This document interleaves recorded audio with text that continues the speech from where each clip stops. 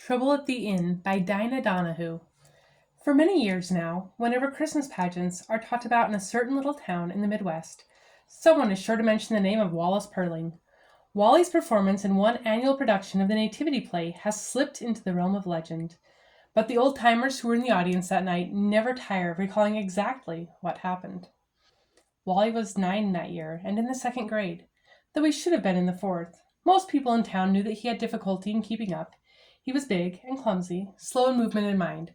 Still, Wally was well liked by the other children in his class, all of whom were smaller than he, though the boys had trouble hiding their irritation when Wally would ask to play ball with them, or any game for that matter, in which winning was important.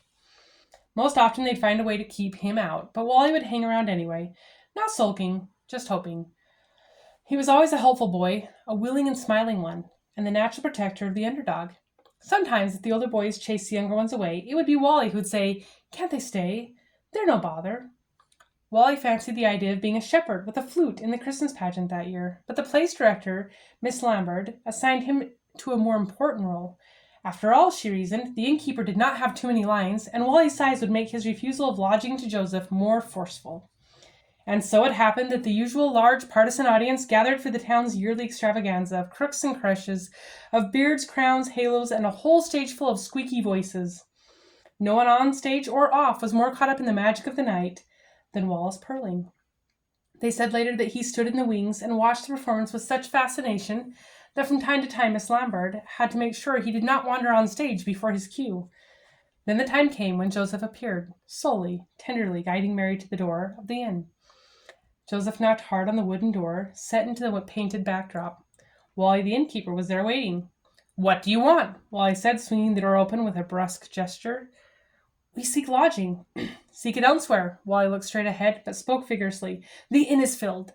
"Sir, we have asked everywhere in vain. We have traveled far, and are very weary.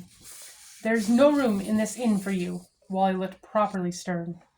"Please, good innkeeper, this is my wife Mary. She is heavy with child and needs a place to rest. Surely you must have some small corner for her. She is so tired." Now, for the first time, the innkeeper relaxed his stiff stance and looked down at Mary. With that, there was a long pause, long enough to make the audience a bit tense with embarrassment. "No, begone!" the prompter whispered from the wings. "No," Wally repeated automatically. "Begone!" Joseph sadly placed his arm around Mary, and Mary laid her head upon her husband's shoulder, and the two of them started to move away. The innkeeper did not return inside his inn, however. Wally stood there in the doorway, watching the forlorn couple. His mouth was open, his brow creased with concern, his eyes filling unmistakably with tears. And suddenly, this Christmas pageant became different from all the others. "Don't go, Joseph," Wally called out. "Bring Mary back." And Wallace Purling's face grew into a bright smile. "You can have my room." Some people in the town thought that the pageant had been ruined, yet there were others, many, many others, who considered it the most Christmas of all Christmas pageants they had ever seen.